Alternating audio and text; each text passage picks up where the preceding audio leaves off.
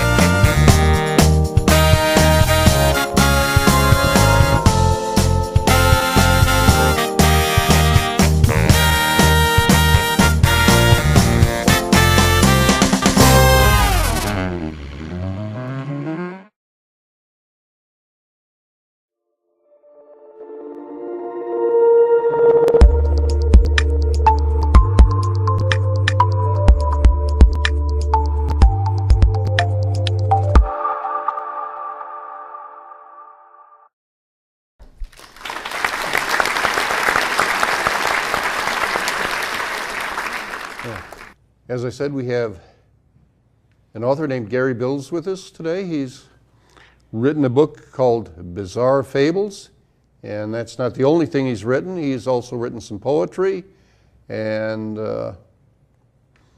well, with no further ado, let's see if we can talk to Gary. I'm here. All right, Gary, how are you doing today? I'm doing very well. Good morning to you all. Thanks for having me on. Good morning. And I was wondering, how did you come up with that first story about the shadow cover of the moon? And like you have in the trailer. It does seem like a fable, like Aesop's fables a little bit, but It got us thinking about the old mythology of what. Have you ever seen The Man on the Moon, where the rocket ship goes onto the moon? And, tied in with, I know it sounds bizarre, but I was talking about tied in with the old tales of the background setting of Punch and Judy era. The two puppets and I think was it Judy was with the bat or something like that, or was it Punch? One of them, another bat, little stick. yeah. But the whole concept of the methodology had entailed in that era, and the way you brought your trailer, which we will be seeing the trailer, during our breaks. How did you come up with that anyway? It's an odd story, really. I had a friend who wanted to do. She ran a poetry magazine, and she wanted to do a magazine for Christmas. And just asked me to write a short story. And I came up with that, and it just came from nowhere. Little did I know that about a year later, just over a year, I'd be going to Romania with my wife to see a full eclipse. So the story was tweaked a little bit after that, because it's all about shadows covering the Earth, shadows covering the Moon, and that's what happens in a full eclipse. So I don't really know where the story came from. It was almost like it wanted to be written, and it wanted to develop a little. So after the first manuscript, as I say, once we'd seen the eclipse, extra stuff got added, and it freaks some people out. Some people love it, but that was the first one written. That was the first Bizarre Fable. You know what? I'm gonna throw this in there. I'm not sure, but I'm gonna. You're also a journalist, aren't you? Yes, I work for Newsquest Gannett. Yes, I do. Wow. Yes. And the thing about it, I was wondering, did you somehow intertwine your thoughts, in journalism with your writing style? Far as, because you just talked about the shadows of the moon, about the eclipse, and that's what I was looking at. Like, as a journalist, you develop a way to where you saw that the story writes itself. I think journalism teaches you to write quite cleanly and getting to the point, really, and that's been a useful thing for me. I think my creative prose is different to my journalism, but certainly I think I've learned a lot about writing through being a journalist, because we all know you've got to get people's attention quickly, and you've got to get to the point pretty quickly with a news story. And I think that's a useful ability to have when you're writing prose and poetry, to be honest. I think it's a useful discipline. I believe you're quite correct in that, and my favorite poet was always John Donne, and he seemed to get to the point very quickly. Yes, it's a lot of modern poetry doesn't seem to my ear. Some poets, not every poet, but some poets seem to forget that they've got to communicate with an audience and a readership. And you can't afford to bore people. You've got to get to the point, really.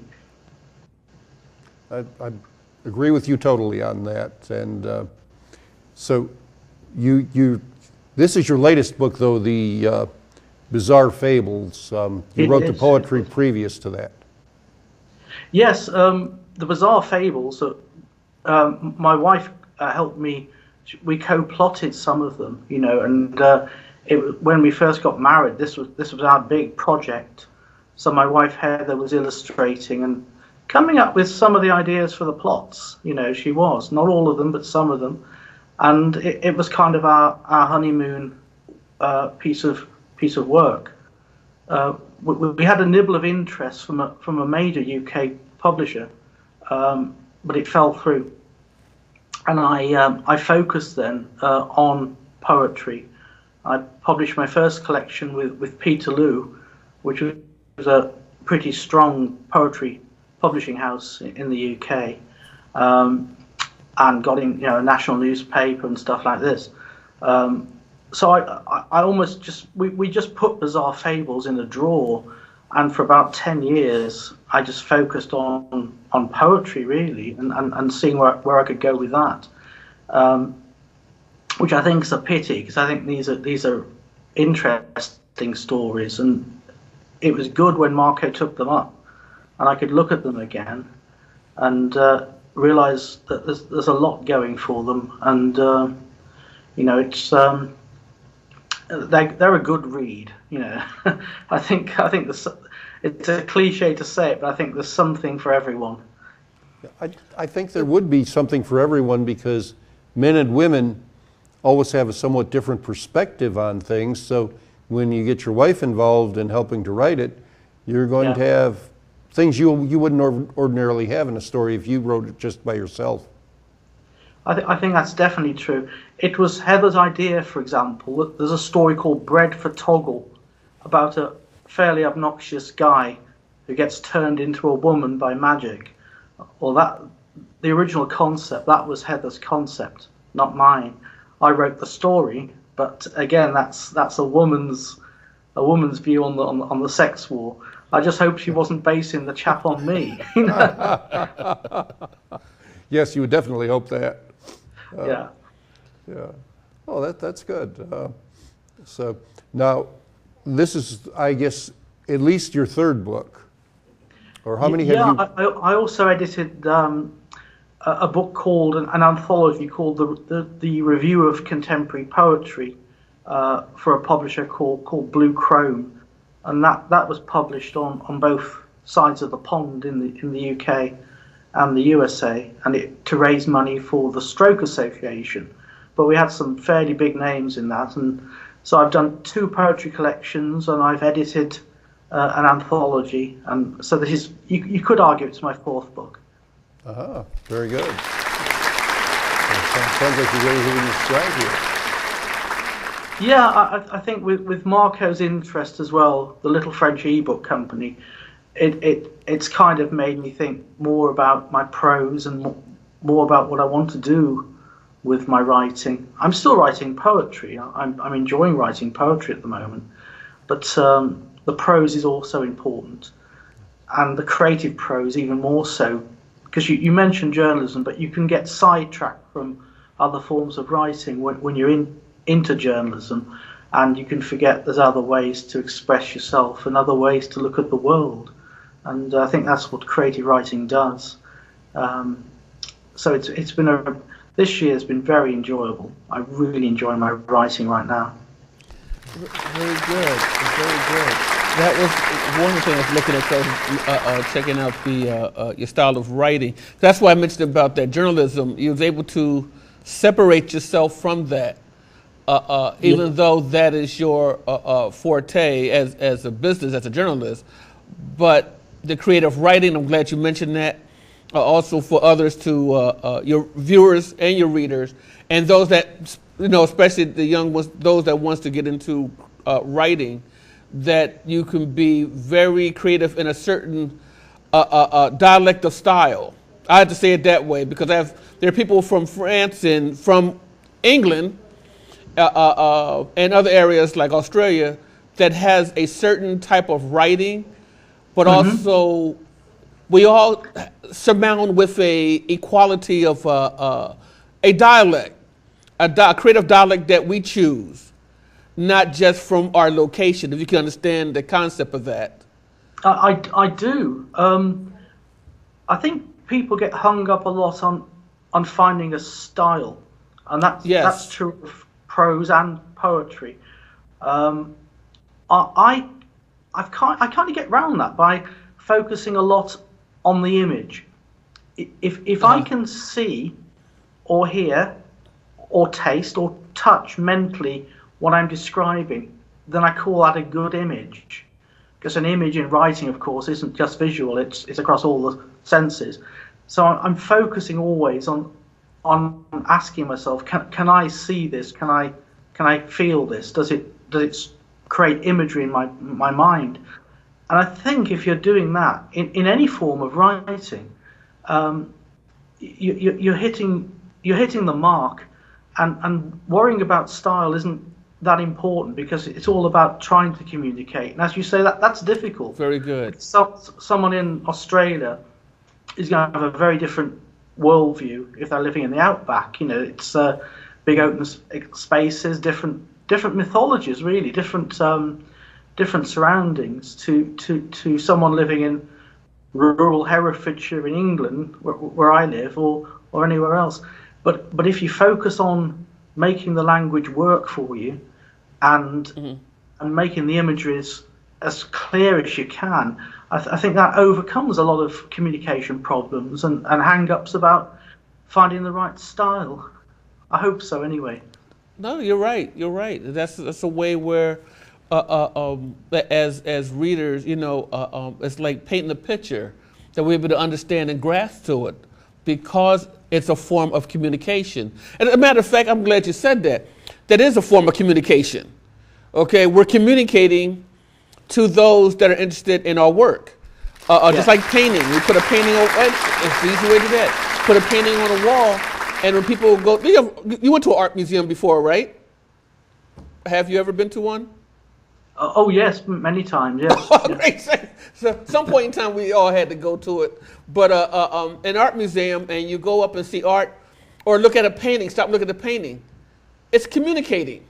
For some reason, it draws you to it, and now you're communicating with it. You're beginning to understand it, but somehow it's able to see, to, besides trying to physically touch a painting, but in that methodology, you can actually touch, feel, you know how that goes, and it becomes a part of you, the painting itself. It does. You take it away with you, really, in your psyche.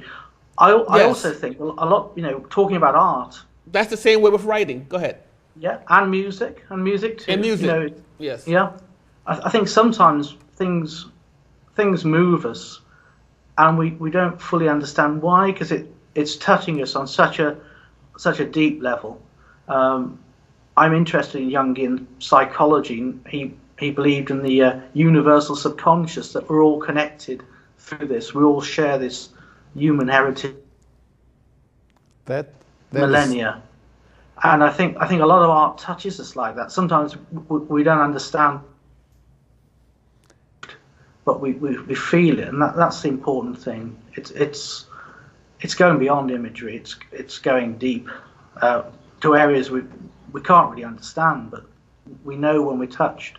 That's interesting you should say that, considering the fact that I mentioned John Donne, because he's famous for his poetry, but he's most famous for his Meditation 17, where he talks about all of humanity being connected, and he starts out by saying, "This bell tolling now says to me, thou must die." And he talks about how no man is an island unto himself. We're all a part of the whole.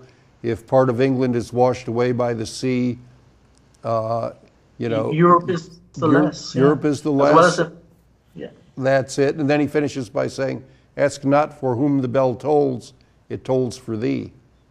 And that's almost exactly what you've just said, how everything's connected, and it's, all of humanity and everything else. The art, and the wonderful thing about art, particularly in a world that's so divisive, there's so much bad stuff. I have a teenage daughter, and she has to turn the news off.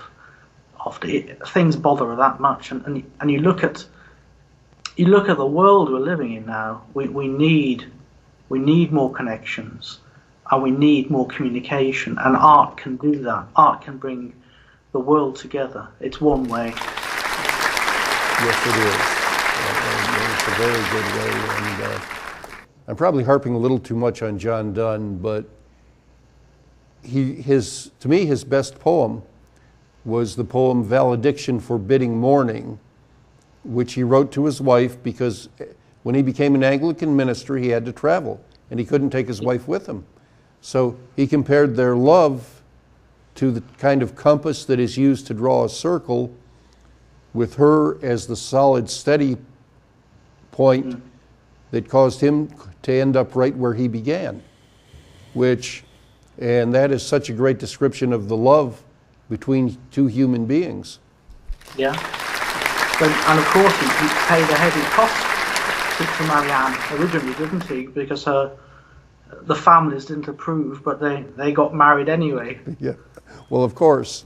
Well, when you find the right woman who's not going to pay the price. Absolutely. Yeah. Absolutely. I'm fortunate in that.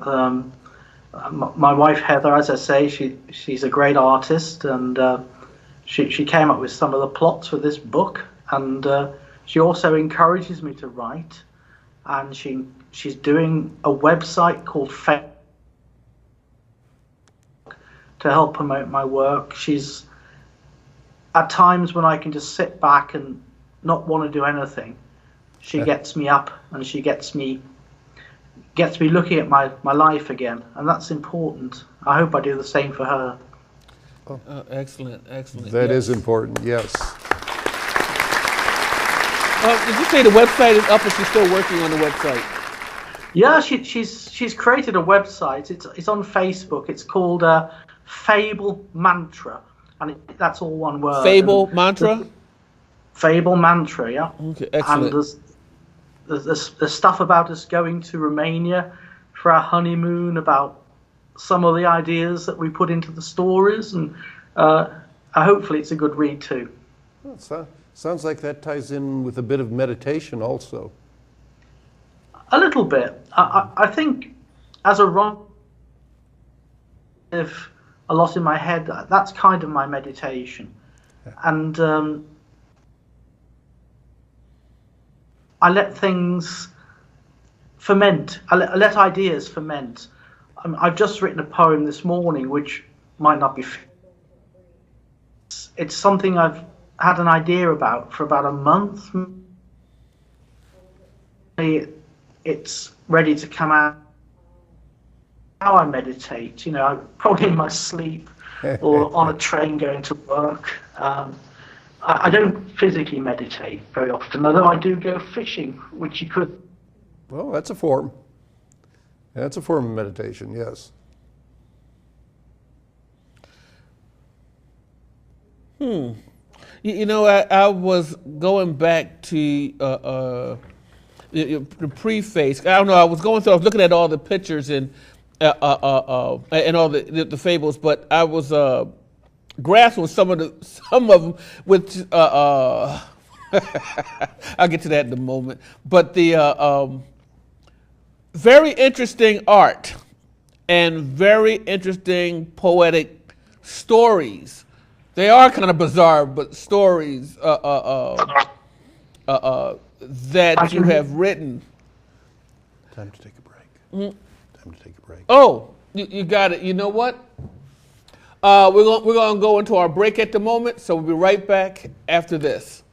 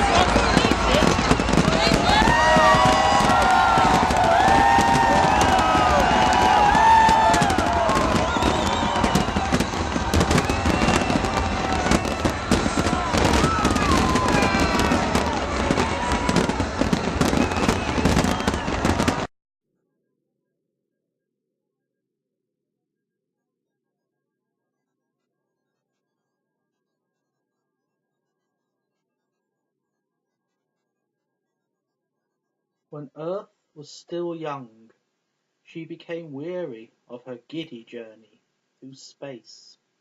She was never sure when night came or day, and this distressed her. It meant she could not sleep. Pondering such darkness, the planet paused in space. She stopped behind the moon, and the moon covered her with a blanket of shadow. Then it was always night on the earth.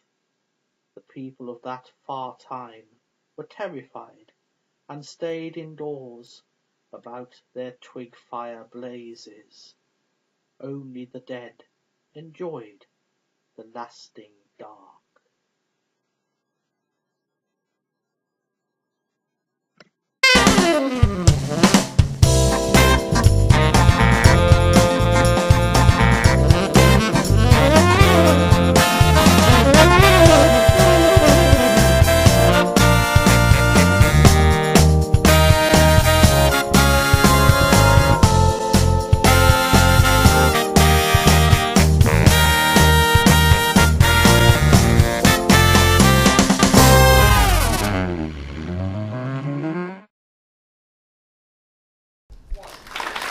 Yes, yes. Welcome back.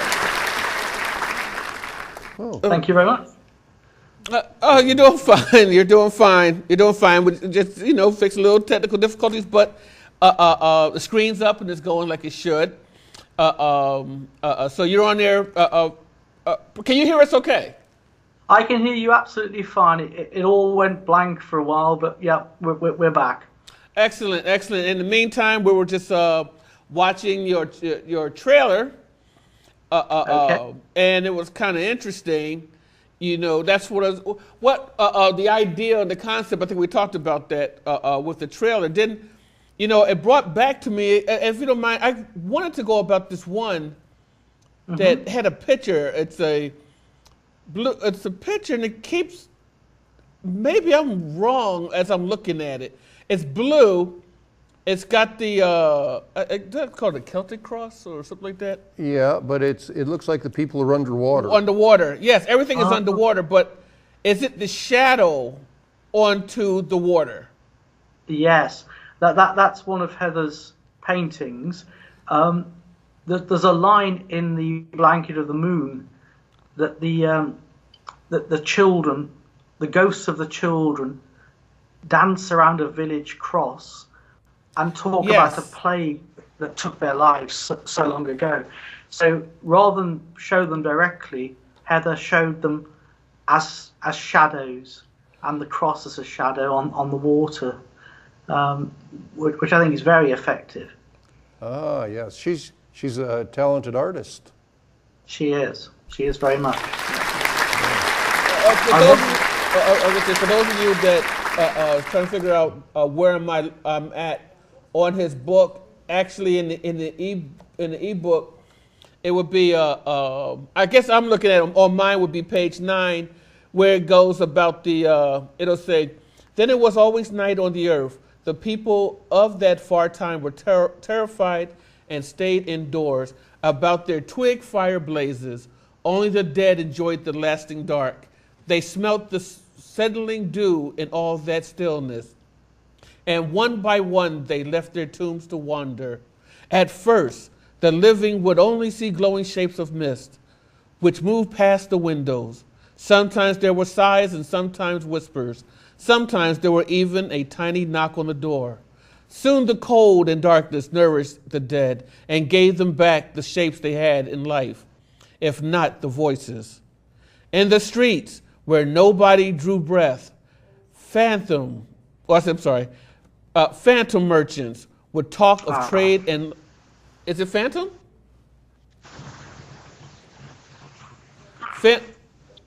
In the streets where nobody drew breath, phantom merchants would talk of trade and loss in wormy accents. Ghostly, this is where we go right here.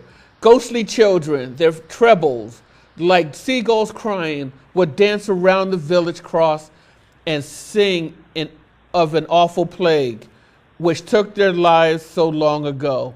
and then after that it has the ellipses. That's the dot dot dot, which I used to call the eclipse, was the ellipses. And then you have the picture after that, and the picture shows them dancing. It's like a shadow onto the water, that they're dancing around this cross. And that's what I was wondering, because after that, then it goes to the next phase would be the most terrible of all. Spiritual wives would swap or would swap their ancient gossip in the marketplace and click. No, what's funny is that's what grabbed my attention before I read above that, and click and let me try to see this again. Most terrible of all, spectral wives would swap their ancient gossip in the marketplace and click and tut until their jaws fell off. And then you have the picture of a woman, and that is a certain type gown. Besides the facial of skeleton, there's a meaning of that picture. I think Heather was quite influenced by Romanian dress, costume, and medieval costume when she was illustrating it. Yeah, it reminds me of Old Souls Day. Yes.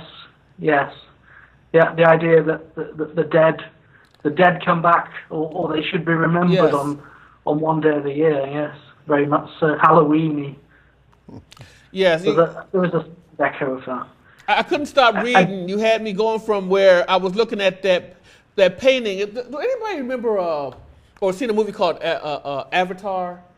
And on Avatar, if I'm right, they had this tree, and everybody felt the same thing. It was touch. That's what I was trying to mention earlier when you mentioned about that, the creativity of writing and the painting and how music. And we don't know how it happens that way, but we all gravitate and we can see it. A lot of us can see most of the same thing in a way once it's done right. And that's where here, when we looked at it, we saw the water and we looked at the picture with the writing above it, that we gravitated to in the same retrospect, because not only we saw it, but we saw that it wasn't just a picture, there was a meaning. And like Bob was saying, children were dancing around the cross, but it was the shadow. And that shadow reflects of the same thing in short in narrative as far for the fables and the methodology of the trailer. Yeah, yes, very much so. Again, by showing just the shadows, you're saying something about the children. You're saying something about the lives they had and no longer have, and you're cutting to the chase artistically, which I think Heather did with that picture really well, rather than going for the fine detail and the a painting that's more of an exposition of an idea. She's almost sketched the idea in, and it's far more powerful. Yes. Yes. Yes.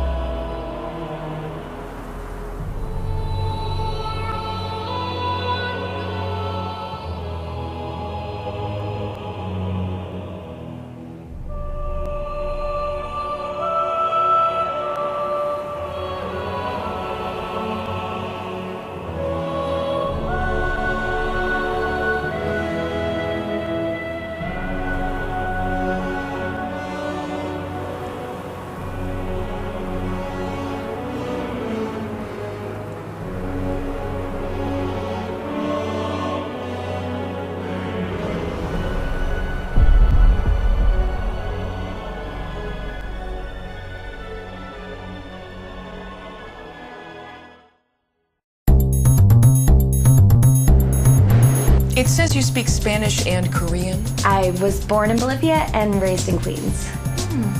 I seem to be having a bit of a family crisis right now.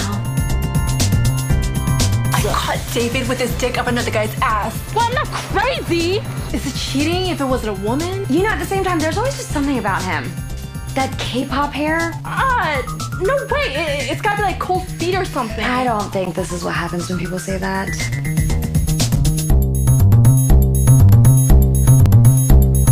It's your girl, Gia. You asshole. That was a good take. Oh, was that gonna make you Insta famous? You are such a dick, and you're late. Sexuality is fluid. Please, cut your hippie shit. I think the mature thing would be to talk it through and to see what they both need. Be the rainbow unicorn.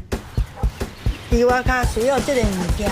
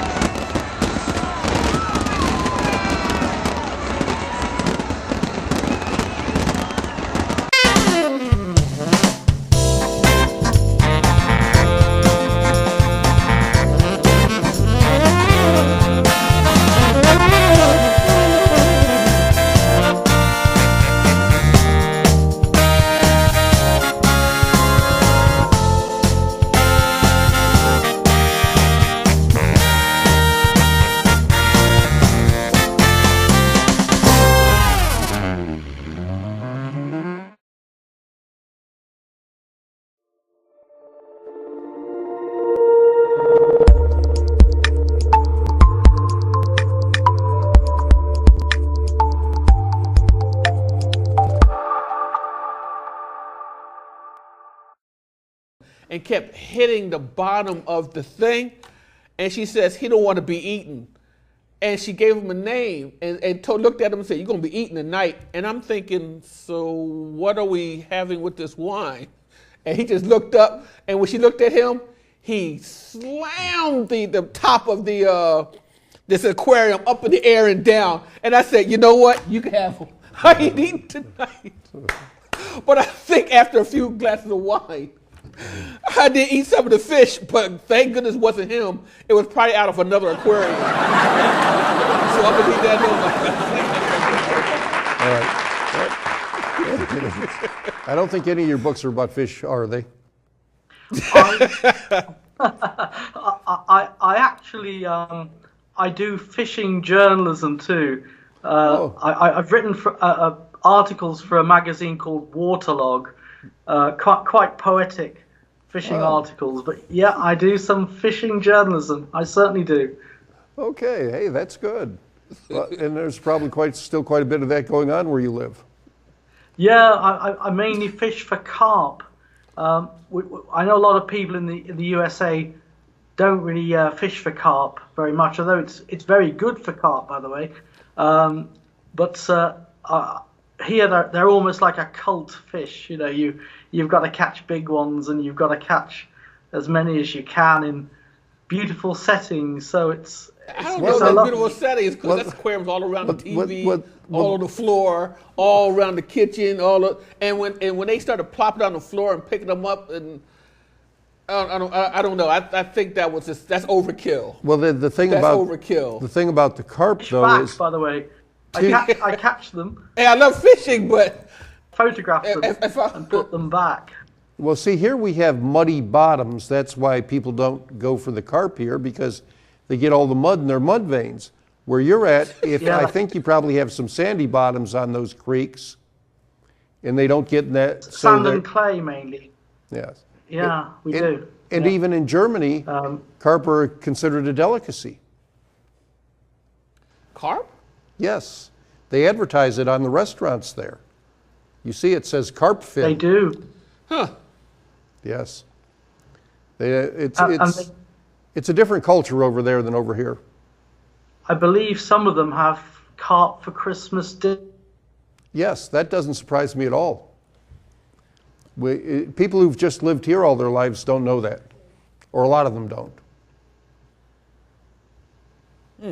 Should never brought up fishing. Never brought up fishing. All right. Look at well, us we now. can go to something now we're else. in the carps. We went through bass to carps to, you know. Yep, yep. Well, All right. We can get back to the good book that he wrote. Oh, where are we there? I'm looking at it. It's awesome. Now I want to get back to that. You know what? I tell you what. I know we're running out of time, but there was something when I was reading the preface, and I ended up going back to here, and I did ask this: why are most of these stories set way back in time? Yes. That's what I was talking about with the settings of the, I mean, not just Edgar Allan Poe, but even before then, of the archaic. I think you would use that for, like when I said Punch and Judy, and the concepts in that era, like in Italy, the Italians in that era, back in what, the 1700s or 1800s? Yeah. Something about there. So yes, again, I'm gonna ask that. Why are most of these stories set back in time? I think it's the idea of a little bit of distancing again, that you can take universal human questions and situations, put a bit of distance between the reader's everyday world, and you can explore things a bit more widely if it's set in the past, and you can be a little bit more crazy and a little bit more risky with the plot, and you can have more fun, and I think you can be more outrageous. And I think again that's a joy of writing fables. You can scatter around a lot of things, and setting it back in time helps with that, I think, because Okay. it's almost like a telescope effect, but it's interesting. You turn a telescope around and you look down the wrong end. You can't help but look. It's fascinating. I think it's the idea of encouraging people to look at not just their own time, but you know the issues of everyday life in all times. I think fairy tales and fables, that's kind of what they're doing. And magic realism as well, to some extent. Well, I also, I believe your wife Heather, she did the artwork. She did, yes. Well, tell us a little about that. I mean, it's nice. So that's beautiful, because she even brought the artwork back in the time, and oh my gosh, it's incredible the way she did it. The style of I can't even explain it.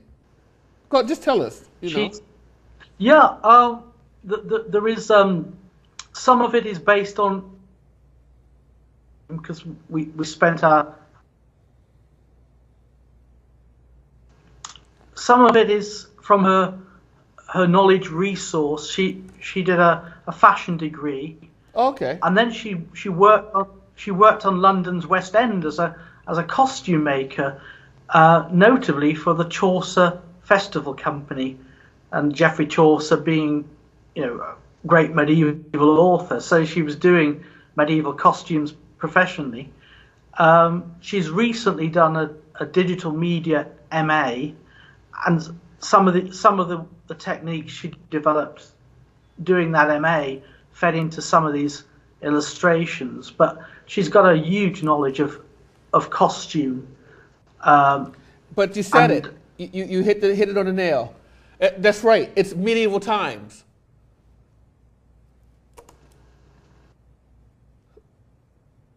You still with us?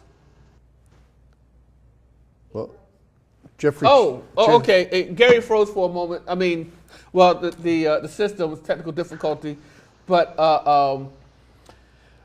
in the back, if y'all can get him back on again. Oh, okay. We can hear you now. It was medieval times. Yes. That is what I was getting at from the beginning about medieval times. The way the setting it's like a poetic plots. Yes. Well, I believe Chaucer wrote the first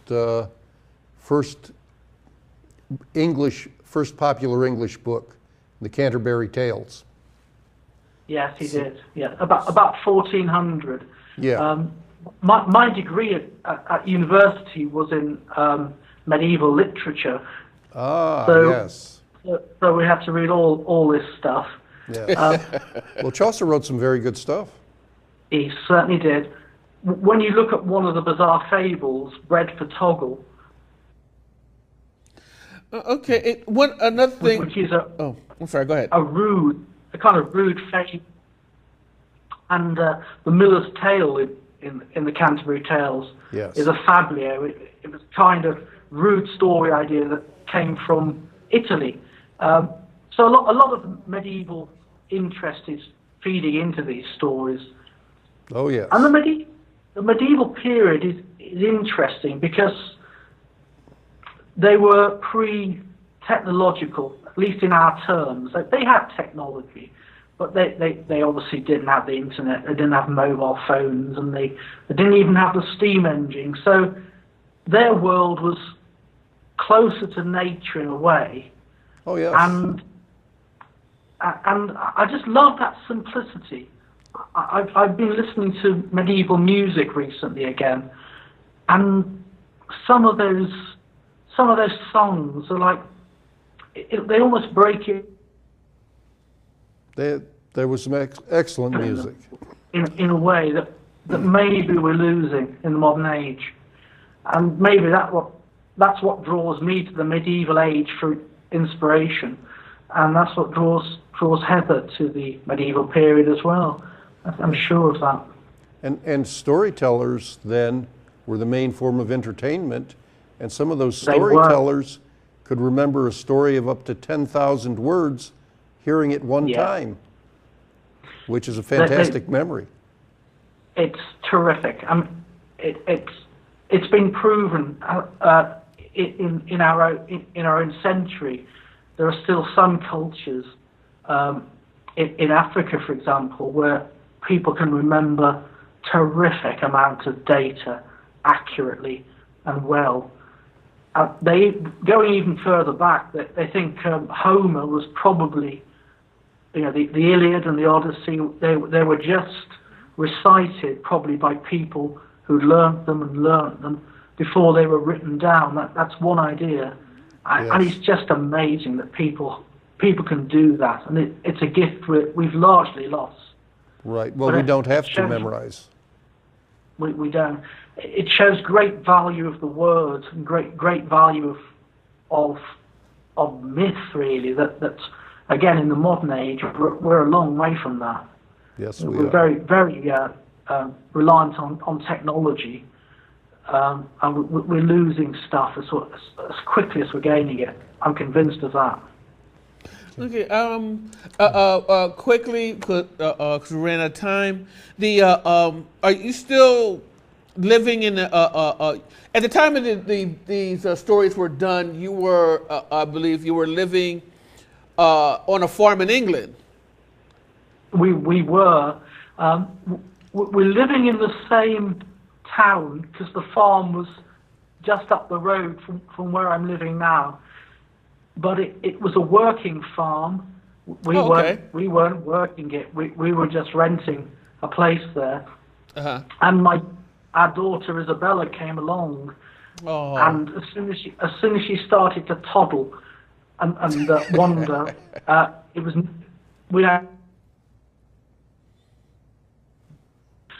to get the crops up, and it just wasn't a great place to have a toddler. So we moved into town, really, and we've been here ever since. But Uplands Farm was a wonderful place to live. We were just surrounded by the countryside, and I will never forget it. It was a great experience. And just one more question. It is for your readers. What do you hope your readers will get out of these fables, out of reading it? I think they will get a good laugh from a lot of the stories. There's a lot of humor in there. I think they'll get a few chills because some of it's really hopefully ask some big questions about what it is to be a person, because I think, as I say, fables allow you to be a bit pretentious. You can explore the big themes, and I learned a lot about myself, I think, by writing them. I just hope ultimately they're a great read.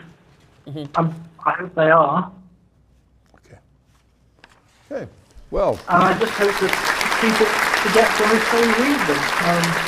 That's all anyone can ask. All right. Yes. Well, yes. Thank you. It's been Thank you very much. Thank you. It's been a great show, and we'll be right back. Thank you very much. Thank you.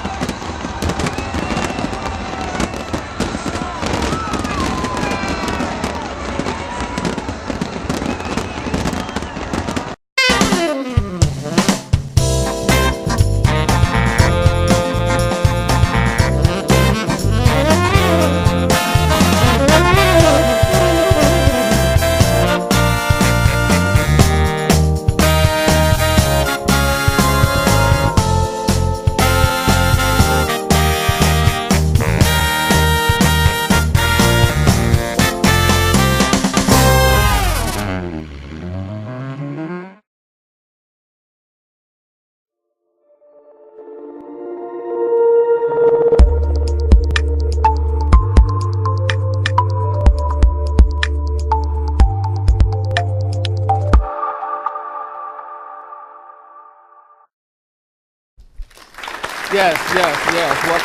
Welcome back. Gary, we thank you for coming on the show. We hope to hear more from you. And Thank you very much. You're welcome. I want you to come back again. We will share about some more of your books. They're dynamic, very exciting, very educational at the same time. See, I used to read these things when I was, just a little pup in Philadelphia. Appreciate it. Thank you. And I love it. So, everybody, you know what? Again, that was Gary Bills with Bizarre Fables. And yes. And we look forward to seeing you in 2 weeks, or start saying next week? Next week. Oh, okay. We look forward to seeing you next week. Have a good night. Good night. There's a place inside my mind unseen, dreams of you and I that just can't be, but I can keep them safe and locked away inside.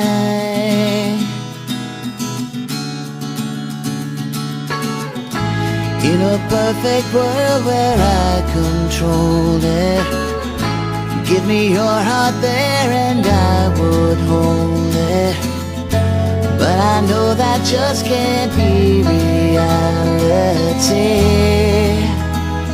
But please, don't you wake my daydream,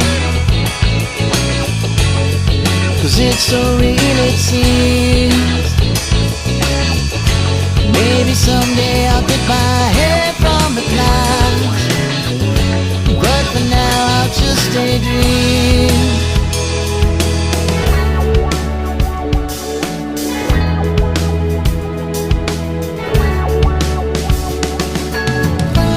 If you said to jump, then I will do it, right into the fire and walk straight through it.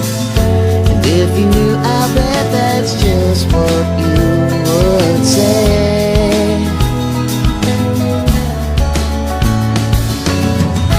I guess the only thing for me to do is never let you know just how I'm feeling, 'cause I don't want to know if you don't feel the same. It's a shame. Don't you hate my daydream, 'cause it's so real it seems. Maybe someday I'll get my head from the clouds, but for now I'll just daydream. Daydream. Daydream.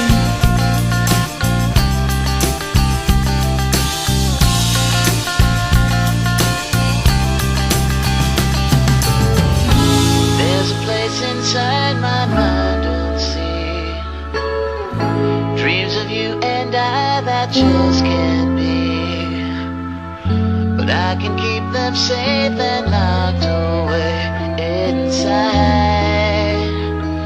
inside. But don't you hate my daydream? Oh, so real it seems. Maybe someday I'll get my head from the clouds, but for now I'll just daydream. Don't you hate my daydream?